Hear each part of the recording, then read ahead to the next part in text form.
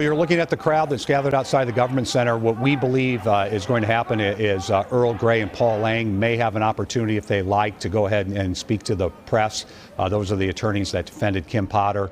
And if they do, we'll go ahead and take that live. If they don't, we do expect and have been told that Attorney General Keith Ellison, whose office took this case over and prosecuted it, will go ahead and make a statement. In the meantime, though, we want to get to WCCO's Jeff Wagner.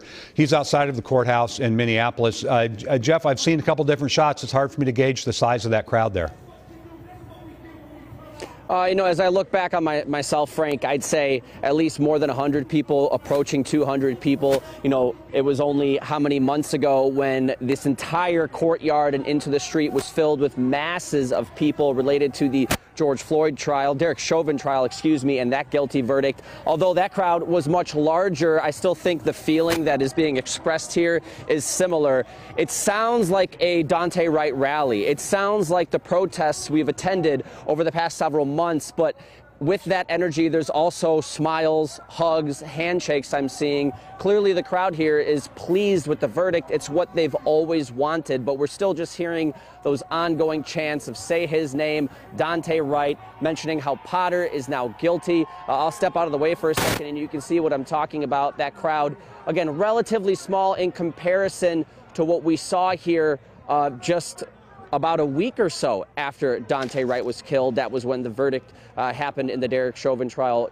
Guilty there, and again, guilty here today. It's also the middle of winter as well, but still a nice day. But this crowd that is out here right now is excitedly expressing how they feel. We're hearing some horn honking in the background.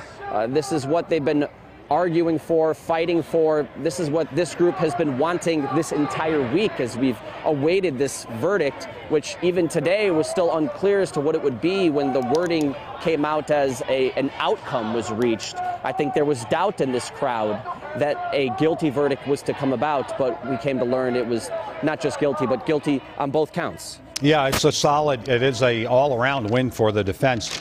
Jeff, we heard that there was some cheering going on when the verdict was read. We had our camera in the courtroom. Were you there? Was that those folks outside, or was it people actually in the Government Center? I actually just arrived here. I heard the verdict in my car as I was approaching downtown, so I can't speak to where that cheer came from, but I'd have to imagine that everyone here was on their phones, no different than when I pulled up to downtown. I saw several people who were still just sitting in their cars. You could tell probably trying to listen to the verdict, I would imagine, on the radio.